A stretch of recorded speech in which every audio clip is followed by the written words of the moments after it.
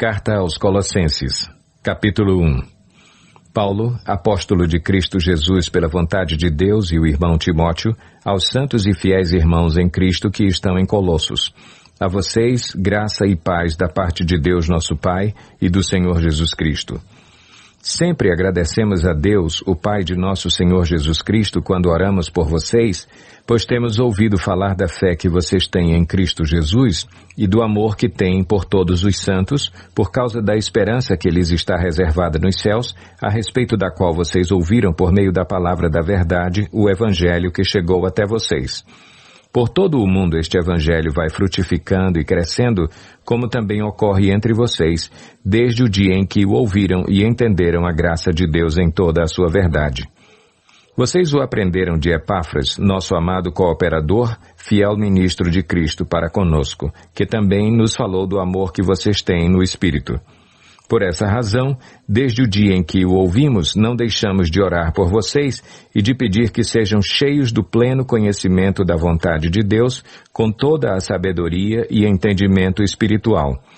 E isso para que vocês vivam de maneira digna do Senhor e em tudo possam agradá-lo, frutificando em toda boa obra, crescendo no conhecimento de Deus e sendo fortalecidos com todo o poder, de acordo com a força da sua glória, para que tenham toda a perseverança e paciência com alegria, dando graças ao Pai, que nos tornou dignos de participar da herança dos santos no reino da luz. Pois Ele nos resgatou do domínio das trevas e nos transportou para o reino do Seu Filho amado, em quem temos a redenção, a saber, o perdão dos pecados. Ele é a imagem do Deus invisível, o primogênito de toda a criação, pois nele foram criadas todas as coisas, nos céus e na terra, as visíveis e as invisíveis, sejam tronos ou soberanias, poderes ou autoridades, todas as coisas foram criadas por Ele e para Ele. Ele é antes de todas as coisas e nele tudo subsiste. Ele é a cabeça do corpo, que é a Igreja. É o princípio e o primogênito dentre os mortos, para que em tudo tenha a supremacia. Pois foi do agrado de Deus que nele habitasse toda a plenitude e por meio dele reconciliasse consigo todas as coisas, tanto as que estão na terra quanto as que estão nos céus, estabelecendo a paz pelo seu sangue derramado na cruz. Antes vocês estavam separados de Deus e na mente de vocês eram inimigos por causa do mau procedimento de vocês. Mas agora Ele os reconciliou pelo corpo físico de Cristo, mediante a morte, para apresentá-los diante dele santos, inculpáveis e livres de qualquer acusação, desde que continuem alicerçados e firmes na fé, sem se afastarem da esperança do Evangelho, que vocês ouviram e que tem sido proclamado a todos os que estão debaixo do céu. Esse é o Evangelho do qual eu, Paulo, me tornei ministro. Agora me alegro em meus sofrimentos por vocês e completo no meu corpo o que resta das aflições de Cristo em favor do seu corpo, que é a Igreja. Dela me tornei ministro de acordo com a responsabilidade, por Deus a mim atribuída, de apresentar-lhes plenamente a palavra de Deus, o mistério que esteve oculto durante épocas e gerações, mas que agora foi manifestado a seus santos.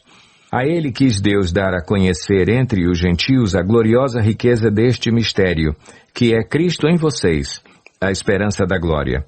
Nós o proclamamos, advertindo e ensinando a cada um com toda a sabedoria, para que apresentemos todo o homem perfeito em Cristo.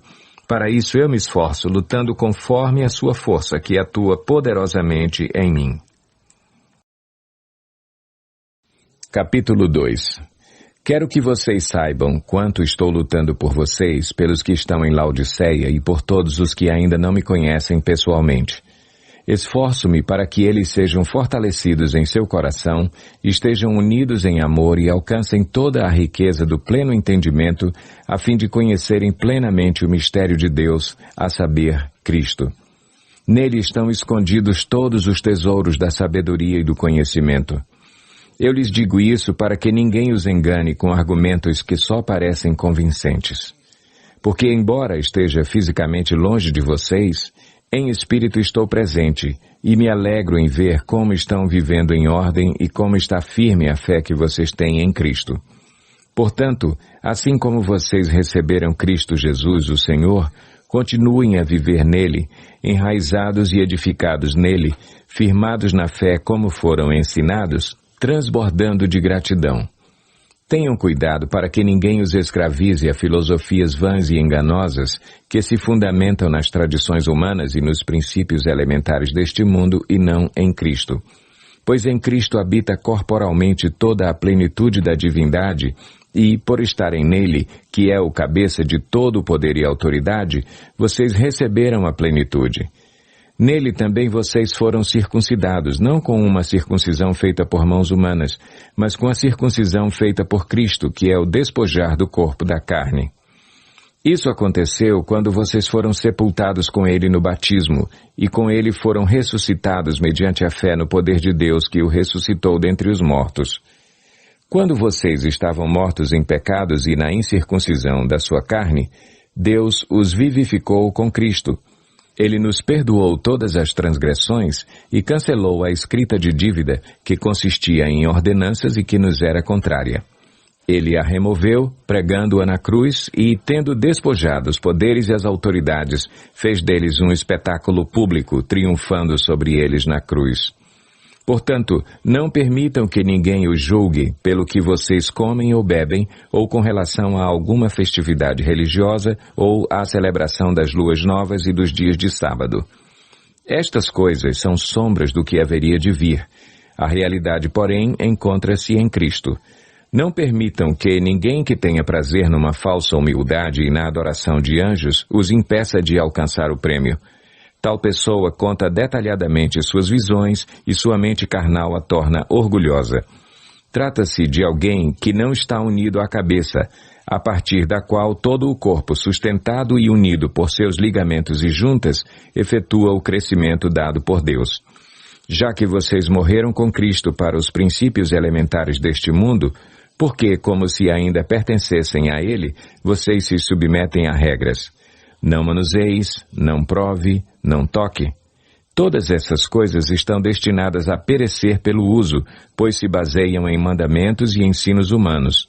Essas regras têm, de fato, aparência de sabedoria com sua pretensa religiosidade, falsa humildade e severidade com o corpo, mas não têm valor algum para refrear os impulsos da carne. Capítulo 3. Portanto, já que vocês ressuscitaram com Cristo, procurem as coisas que são do alto, onde Cristo está assentado à direita de Deus. Mantenham o pensamento nas coisas do alto e não nas coisas terrenas. Pois vocês morreram, e agora a sua vida está escondida com Cristo em Deus. Quando Cristo, que é a sua vida, for manifestado, então vocês também serão manifestados com Ele em glória. Assim, façam morrer tudo o que pertence à natureza terrena de vocês: imoralidade sexual, impureza, paixão, desejos maus e a ganância, que é a idolatria.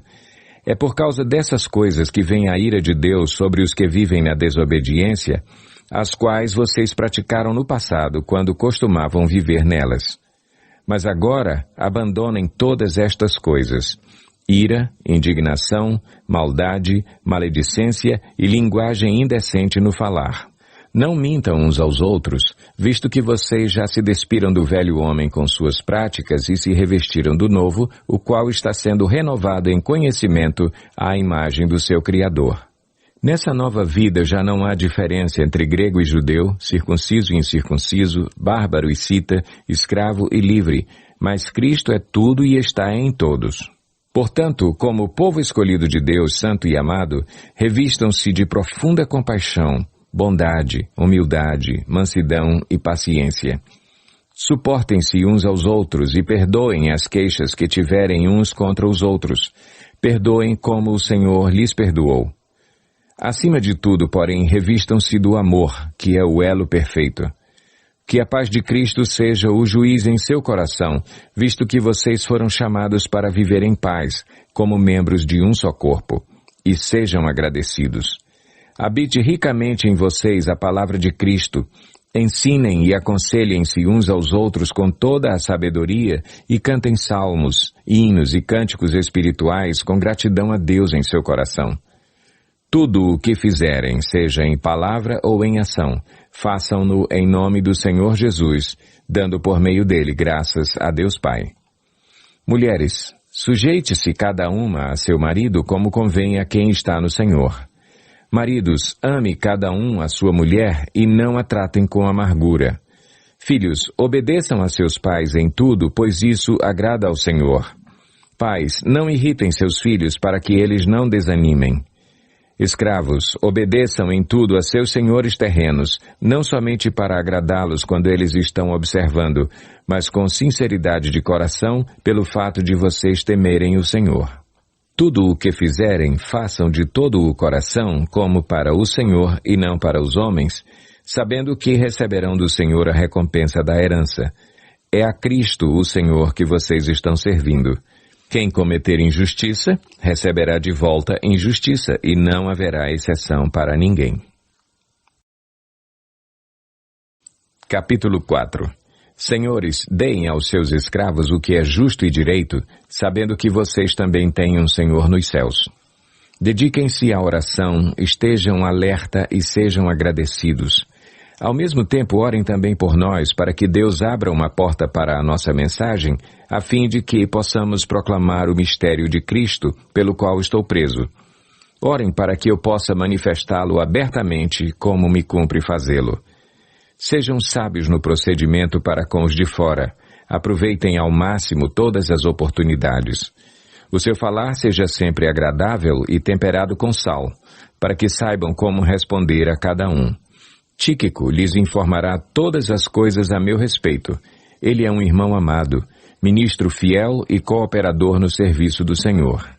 Eu o envio a vocês precisamente com o propósito de que saibam de tudo o que se passa conosco e para que ele lhes fortaleça o coração. Ele irá com Onésimo, fiel e amado irmão, que é um de vocês. Eles irão contar-lhes tudo o que está acontecendo aqui.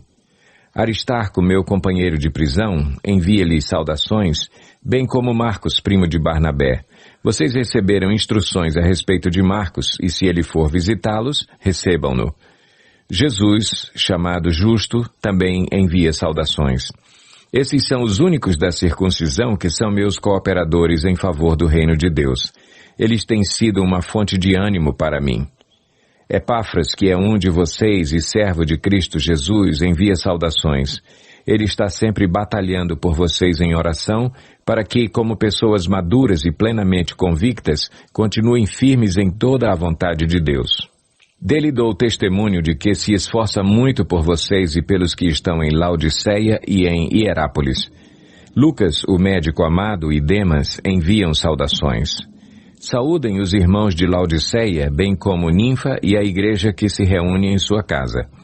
Depois que esta carta for lida entre vocês, façam que também seja lida na igreja dos Laodicenses, e que vocês igualmente leiam a carta de Laodiceia. Digam a Arquipo: cuide em cumprir o ministério que você recebeu no Senhor. Eu, Paulo, escrevo esta saudação de próprio punho. Lembrem-se das minhas algemas. A graça seja com vocês.